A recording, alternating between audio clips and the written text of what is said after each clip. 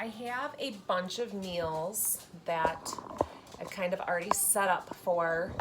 All the meat is in the bags. Oops. So all I have to do is add the other ingredients and kind of show you that. We're gonna start easy. Barbecue chicken. It's just for me and my husband, so there's only a couple pieces. Super simple. Take your barbecue sauce, dump it in. That's all I do. Chicken picks up the flavoring because it's marinating in it. And when you're done, you can thaw it. You can either throw it in the oven on a baking sheet, which I line with foil before I put the chicken on for easy cleaning. Piece of cake. But first one is that easy. Second one, chicken quesadilla. I put my chicken in here. I use about 5 pieces. I use dark meat, so I use thighs. And I use a creamy buffalo wing sauce. And I dump that in the bag so the chicken really picks up that kind of, it's not super spicy, but spicy flavoring. And then I also add Tabasco. My husband loves spice. So we'll let our meat marinate in that. These 2 bags, I do airtight seal. So that's nice and easy. I have another barbecue sauce one. I'm using a different barbecue sauce, same brand. I love Baby Ray's, so that's what I use. This one is a chipotle honey sauce. The other one was a maple brown sugar sauce. And again, that's all I do. It's that easy. You could obviously just do your chicken, take it out, that's fine. But I like to have it marinating. This is chicken and dumplings. So what I'm going to do, real easy, cream of celery, dump it all in there, get out as much as you can. Cream of chicken.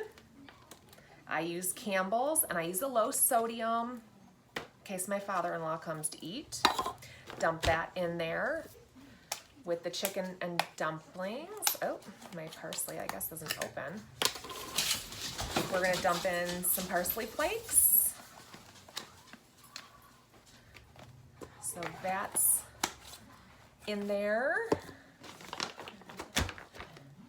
And for this one, that's all I do. Super easy. When I go to make the dumplings for that, I use flour, a little bit of sugar, some salt, some pepper, and then I use cold butter and I cut it up into small chunks, work that in there with a fork or a pastry knife if you have one of those. Cold butter, I like the way it flavors everything better rather than room temperature butter. Once that's mixed in, then I slowly add in my milk until I get it to a doughy consistency. It does not have to be perfect, and here's why. I make mine about 3 hours or 4 hours before I'm going to serve it, and I just take my dough and I break it. I don't roll it flat. I find it makes it more dense and they don't like it as much. I use like meatball size chunks of dough. They do grow a little bit as you throw them in the crock pot to cook. But my family likes big dumplings. Heck, they prefer the dumplings more than they do the actual part of the chicken. So I don't use a lot of chicken. I do more dumplings. So that's how I do that. I use 2 cups of flour for that. And I just kind of guess on everything else as I go. Because it's kind of all to your flavor. So you just kind of got to see where it takes you. This one is pork chops. This is a sweet chili sauce pork chop. I've actually never made this one. So I'm trying this right with you guys for the first time. But I did find a chili sauce that I know I like because we do eat Panda Express on occasion. So I'm using their sweet chili sauce. And it's super easy because all you're gonna do is dump some in there as a marinade. Now you can do this the day before, the day of, and let it marinate for a few hours to 24 hours. I airtight seal them when I use my marinades so that they're in there as long as they need them. The girls are starting to cry. This one is another pork chop. This is just gonna be a seasoned pork chop with some seasoned salt. I just sprinkle that in there. I also use some garlic because that's what he likes. There's a little bit of garlic on them. I use garlic powder. So that is it for that one. Nice and easy. Super simple. Airtight, seal it, and it's done.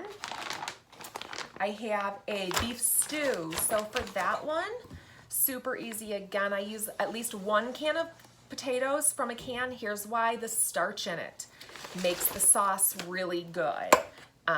Canned carrots, you could use fresh. I just don't. I don't keep them in the house. We don't eat them that often. I did cut some regular potatoes in chunks and some celery. So we add that as well. Okay, we'll finish up. Sorry for the interruption.